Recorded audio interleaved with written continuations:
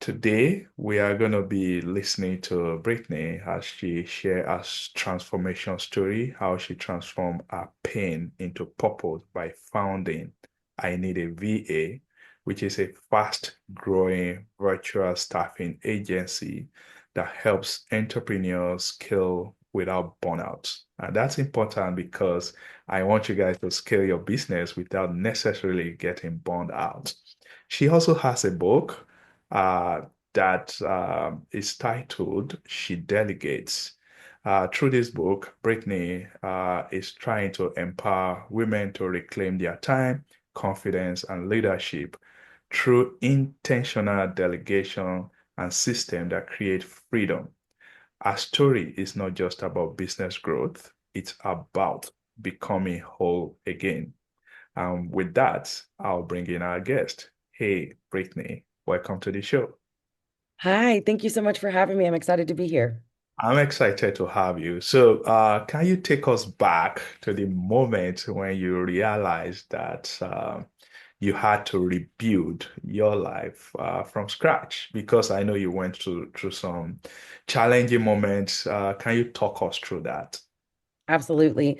So, I was a victim of domestic violence. I married my high school sweetheart, and things didn't quite turned out as planned.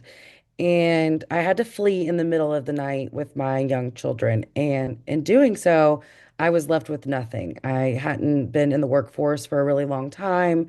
And I didn't have the means financially to survive and be able to feed the kids on my own. So, between public services that, help single moms and food pantries and just grit alone, I had to figure out how to not only take care of myself, but build a life where I could be self-sufficient enough to raise my children without needing, the income of a second person. And so I got a job in janitorial working for my family's company, cleaning toilets and scrubbing banks late at night, and then worked my way up. And that's really where my taste for entrepreneurship came from. And everything I've built since then kind of stems from that work ethic that I cultivated while cleaning. Thank you for sharing that, Brittany. That's such an inspiring story. And today you are helping other women to take control of their lives. So I like that. So, what inspired you to create I Need a VA? So I was running the commercial janitorial company. I had worked my way up from cleaning to now running the business. I retired my parents so that they could enjoy their elderly years and not have to worry about an income. And then I'd also, because of COVID, started my own business because I got that taste for entrepreneurship, but I didn't own the company. And so I was like, kind of just sitting around the house bored. I had gotten remarried and was successful in janitorial. And I was like, I think I'm at a place now that I could start my own business. So I started a financial services company. I was helping other women like me who were rebuilding their lives, repair their credit, and get access to funding. And I was overwhelmed. Uh, Obviously, I have a newborn baby and a huge commercial janitorial company. I had scaled the janitorial company up, and now I have a startup. So I'm juggling motherhood, new wife, and running two businesses. And so I was burnout. So much so that I was crying all the time and just unhappy to the point where I wanted to go back to like working in corporate America. And I had hired a business coach because that's, the first logical step when you're scaling and trying to grow a new business. And my business coach was like, you need to hire a VA. And I was like, what is a VA? I had never heard of a VA before. I didn't know that that was an option for me as a small business owner. You think about outsourcing happening in these huge corporations, but not it being available to us solopreneurs. Mhm. And so he was like, you can hire a virtual assistant in the Philippines. Here's a company that I recommend. So I hired my first VA and she changed my life. It was like having a business bestie, someone who was rooting for me and who was in the trenches helping me build this company. And so being the type of person that I am, I'm a big on not gatekeeping. So everything good that's going on in my life, I'm always sharing that information with other people. And I would be at the grocery store or at a PTO meeting or at a business conference, and I would be telling people about what all the things my virtual assistant was doing to help me. And ultimately, every single person I talked to said the same thing. I need a VA. Oh, wow, I need a VA. And so then that them saying that over and over made me think in my head, that is a really good catchphrase. And Yeah. um, so I searched up the trademark registry and website URLs on GoDaddy and it was available. And I was like, I'm going to turn this into a business as if I'm not busy enough with everything I'm already doing.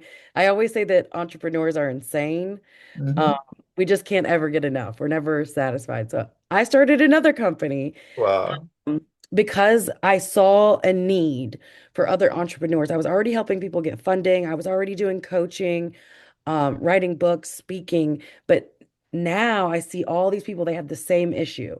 They have information overload. They're getting all of this great information from podcasts and social media and from their coaches, but they're not able to execute because there's not enough of them to go around.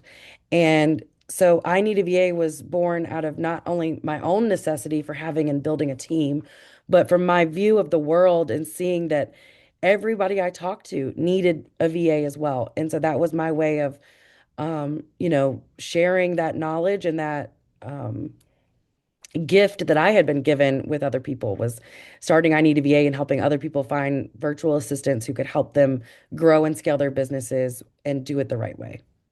Thank you, Brittany. That's such a transformational story, in my opinion. You had a janitorial business, you started a financial services company, and you now have this new company. I Need a VA. Now I'm thinking about this. There are people out there, women like you, one way or the other, they want to start their home business as well, but maybe they don't know how to start. What do Yeah. you say to them? Is maybe it's about confidence, maybe they are thinking, oh, will I be successful? Maybe they don't even know the first step. Is it to go to GoDaddy, like you just said, to go pick a name, or is it to have the idea? What do you tell them, Brittany? Most really successful businesses start from either you go through something and overcome it and you share those tools that you've created with other people, or you have this passion for something. So artists who, have a skill or trade, graphic design, like whatever it is that really lights you on fire. Anything that you're passionate about can be turned into a business, can be monetized. But it's such a fine line because you have this thing that you care about and that you love, but turning it into a business means it could very easily become something that you hate. I mean, you see it every day, especially with like artists. I use pottery as an example a lot just because that was one of my bucket list items that I started doing once I delegated my business was I wanted to do something that would be a hobby for me. And immediately when I started doing pottery, I was like, I love this. This would be so easy to turn into a business. And I thought to myself, there's so many people that do just that. They love doing this thing. They're like, oh, I could do this every day for the rest of my life and make money and not have to go to this job, be my own boss, make my own schedule. But then they actually do it and they don't realize that there's so much more that goes into running a business than doing the thing you love. There's bookkeeping, there's marketing, there's social media management, there's all of the legal aspects of running a business. And so that's really where I come in to help women or men, my clientele is all over the place, realize that you can do the thing that you love.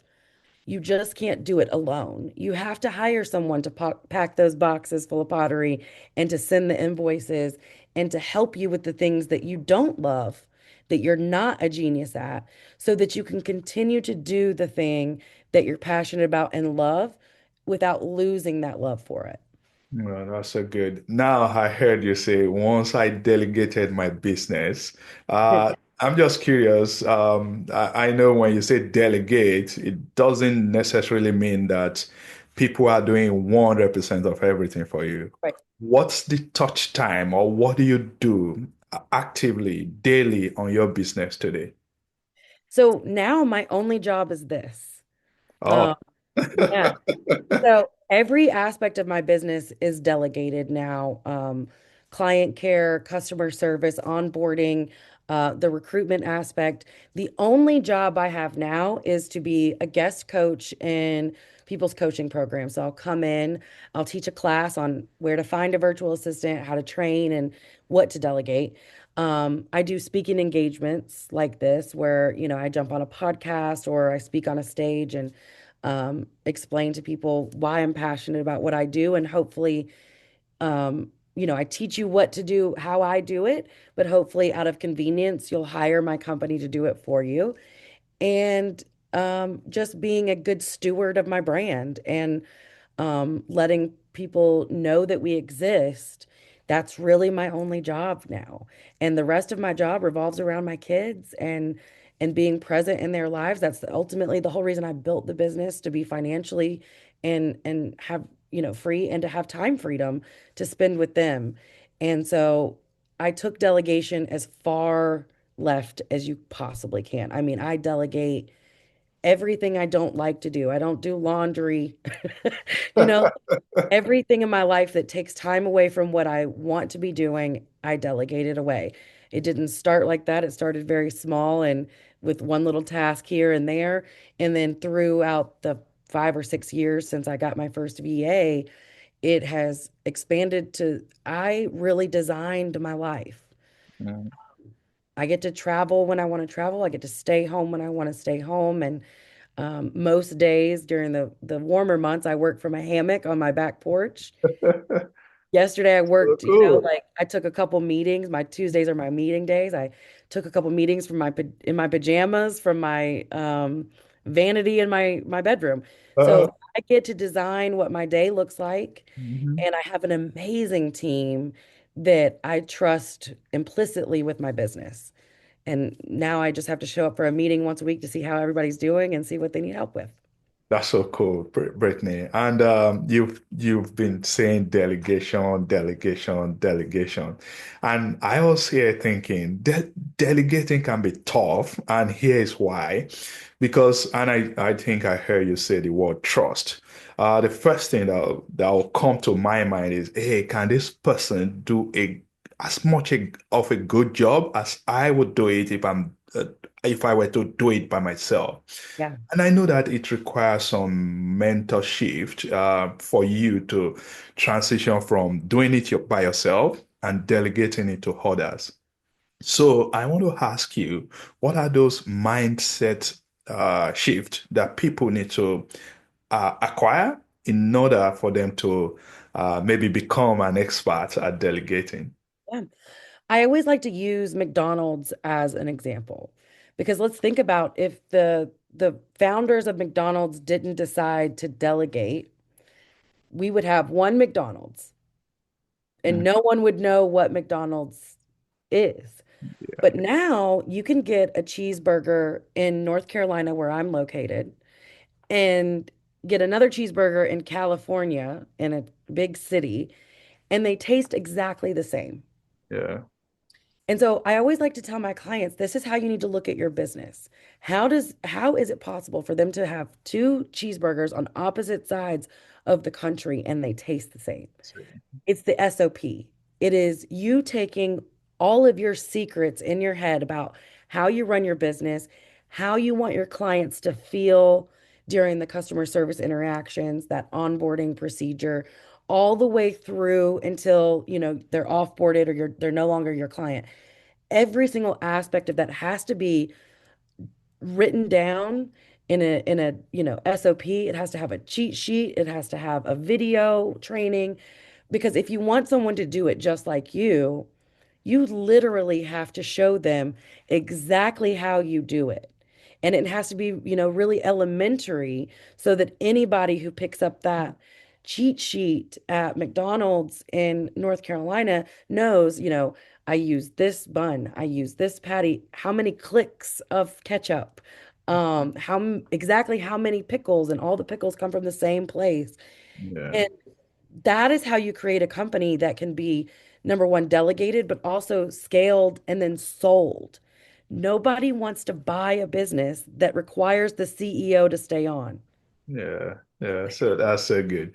So, if delegation is so critical, I'll say crucial, why then do so many people, especially women, why do they struggle with delegation? Women especially struggle, and ultimately that's why I wrote She Delegates. Hopefully there'll be a He Delegates eventually. I started with women because I was preparing for a speaking engagement. And sometimes when you're doing a panel speaking engagement, they'll send you the questions beforehand so you have time to prepare. And they sent me the questions for the panel, and it was an all women's panel. And the first question was, how do you juggle it all? And I thought to myself, they never ask men this question. I've been to a million business conferences over the years, and I've never heard them ask a man how they juggle having a family and running a business. And so I think that women, especially, have been raised as givers, caregivers, the person who everyone runs to make everything feel better. We're the matriarchs of the family who make sure everything runs behind the scenes. And so we Right. carry that trauma Mhm. over into business. And we're like, we don't need help. If we show weakness that we need help, then we're not doing enough. So I want, first of all, women to overcome that, but also a huge issue for entrepreneurs in general, men, women, it doesn't matter, is hustle culture. Hustle culture is killing more small businesses than any, bad economy is, because when we are taught that if we're not working 24/7, like you got to get up at 5 a.m. and you got to work through the night and you got to stay up and grind and build 24 hours a day, days a week, that is not something that we can do forever. Mhm. Eventually, you're going to crash. And then if you're the only person inside of your business that knows how to do that thing, or you're the only person in the business at all, what happens to the business when that crash happens? Mhm. Your customers are now, doing a chargeback because you didn't meet a deadline because you're just exhausted.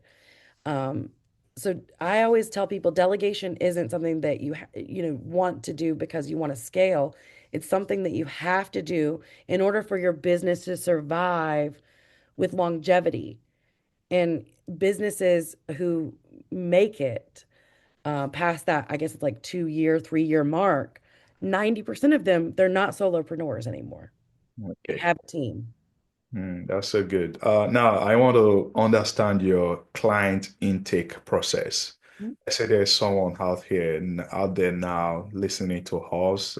They need a VA, Yeah. and they reached out to you. Can you walk us through the process? What do you tell them? Do you take a Zoom meeting and Yep. understand their business? Can you walk us through? Yeah, so for anybody who thinks to themselves, I need a VA, I mean, it just works, right?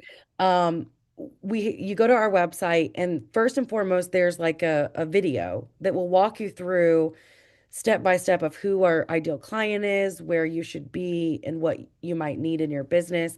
That kind of pre-qualifies people. They can watch that video without any pressure, knowing I'm gonna know if I need this or not at the end of this video before I jump on a call. If they get to the end of that video and they're like, yep, this is still for me, I know now even more that I need this, then they can schedule a one-on-one call. Now that they've learned everything about us during that video, on the call, we get to focus completely on them and their needs, what industry they're in, what items on their list they need to delegate. And then we put together a really in-depth job description of what we're going to be hiring for. And at that point, once they sign up, we act as a headhunter. We find usually 10 to 12 candidates for every single client that comes on board. We headhunt and find people who know their software systems, who are skilled in the areas that they need help in, and then we narrow it down for them. So we put them through multiple interviews, background checks, skills tests, and then a full-length training, which I kind of refer to as like a boot camp, because about half the people who get to training, only about half make it out. Wow. Because we stress test them to make sure that they're going to be a good fit for our client. And then they have a meet and greet, and this is the fun part. We bring usually 3 to 5 candidates to them in a Zoom room. Mm. We invite the candidates in one at a time, introduce them. They get to um, ask questions, see their portfolios, get a feel if is this somebody that I vibe with, that I'm going to be talking to every day? Are they going to be a good fit for my company? And then if they make a decision, they can start as early as the next day or, like a little ways out. And then go even further. One of our services is management, and we monitor the VA. We make sure that they're working when they're supposed to be working, that their productivity levels are high. We check screenshots to make sure they're not working for another company and double dipping on the hourly rate.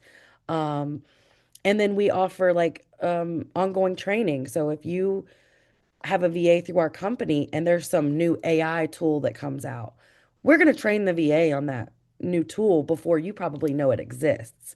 Because Wow. we know if your VA is constantly learning, you will always believe that I need this person in my organization and I want to keep them on. So we're constantly upskilling our people to make sure that our clients are getting what they're paying for. Oh, that's so good. Thank you for sharing. You mentioned hustle culture the other time. My goal here is to help people to achieve peace, whereby they are not hustling and trying to do everything by themselves. So, what do you tell them, people that are hustling? What do you say to them in order for them to learn how to balance their time and embrace peace more? Yeah. Um, there I'm a hustler by nature. I mean, I was like in third grade selling pencils. Um, it comes very naturally to me, and I think that a lot of people in entrepreneurship are the same way. I think in order to be a really successful entrepreneur, you have to have that hustle in you. But at some point, and I'll use an example that happened to me very recently. I was in New York City. I was actually going to speak at a podcast. And we went out to dinner afterwards, and the other entrepreneurs at the table were all on their phones during dinner. Wow. They were all putting out fires and handling situations and talking to Mm. people in their organization or their clients. And I was like, you all need a VA to handle this. You shouldn't be the first point of contact. Yeah. If I can recommend anybody who's currently in deep in the hustle culture, I started there. The biggest shift for me happened when I hired an executive assistant, Mm. someone who was in between me and the client, Right. somebody who was in between me and the fire, so they can throw some water on this fire while I eat dinner. I'm Right. the CEO, and this is what I always preach to everybody I talk to, whether it's on stage or in a coaching call or anything. You are the CEO of a multi-million dollar corporation. You may not have the multi-million dollars yet, but you have to look at yourself. You have to look at your business as this is my multi-million dollar organization. How would the CEO of a multi-million dollar organization spend their time? If Mm. my Amazon order is late, Jeff Bezos is not running over to the warehouse to find it and make sure it gets to me on time, right? Absolutely. Yeah. So you have to have somebody in between you and those little tedious tasks in order for you to operate at your highest level and be the idea person and the person who gets to actually drive the brand in the right direction. Otherwise, there's no way for you to actually have peace in your life. Mm. The peace came for me when I think he was like 9 or 7 or 8 years old at that time. My son came to me and he said, "Can we go back to being poor?" Oh. I was like, this ungrateful little. No way. I have been working myself to death day and night to build a life where we don't have to go to a food pantry but he's just a child. He Yeah. doesn't care how much money we have in the bank or if we have investments or how many cars we have. He wants to spend time with his mother. Yeah. And Yeah. so for me, the peace came when I started prioritizing the people in my life who were the reason why I built it all. Yeah. Putting them, his wrestling match comes before a meeting with a client. I have a client care team. They can handle that. I don't have to be that person today. I want to be at peace and knowing that when my children are grown, they're going to be able to look back and say, "Wow, she did all of that for us and she never left us hanging. She was always there." And Oh, that is the ultimate peace for me, but everybody's peace looks different. So, figuring out what your ideal life looks like and then plugging people into those positions so that you can live that life authentically. oh, that's so good. So, real quickly, you've been doing this for a while, and I know some people maybe out there listening to us, and oh, all I need to do is just go get a VA. Can you tell us what are some mistakes that you see people make when hiring a VA? Number one is the vetting process. A lot of people will just go to Fiverr or Upwork and hire the first person who says they can do what it is that they need done. I always recommend to hire someone long term, whether that's part-time or full-time. You want them to know your brand, to know you, how you would handle situations, and you want them to be invested in the growth of your company. I love freelancers and I love just, a one-off job for certain things, but when you're really trying to scale, you need people on your team who believe in the brand as much as you do. That's a huge mistake that I see a lot of people is like they'll just hire an outsourcing company to do their graphic design, but that same person is doing graphic design for 50 other people. So you're not important to them. My graphics, my social media and graphics team, they don't work for anyone else. So their whole life revolves around thinking of ideas of how to grow my business. That's so good. And so that's one of my cheat codes is the vetting process, making sure that they can actually do what it is that needs to be done and making sure that they are in it for the long haul with me. Okay, that's so good. So finally, let's talk about your book, She Delegates. What's the key takeaway from your book? Oh gosh, I call it the permission slip for women to have it all. And we live in a society that you're persecuted as a mother if you don't have your own means or you don't have a job, you know. And then you're also persecuted if you're a career woman, that you're not there enough, that you're not doing enough for your kids, you're not as available to them. And so She Delegates was just my permission slip to women for them to know that they can do it all, they can have it all. They just can't do it all by themselves. And it's such a great book because it's not like this guide on how to delegate so much as it is every mistake I've ever made in bound form. It's just my voice. I pretty much just sat down with a laptop and cried into pa the pages about every bad partnership that I've done. Um, every time the story about my son coming to me and telling me he wishes we were poor again, all of those mistakes that I made, putting them down on paper so that women could see, oh my gosh, I'm not crazy. I'm not the only one.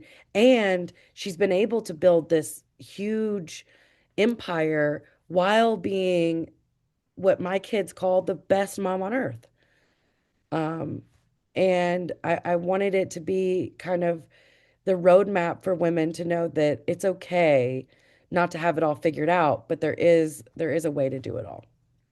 So good. So your message to women is it's okay not to have it all figured out, but that shouldn't mean people should give up. There are people around that can help one way or the other.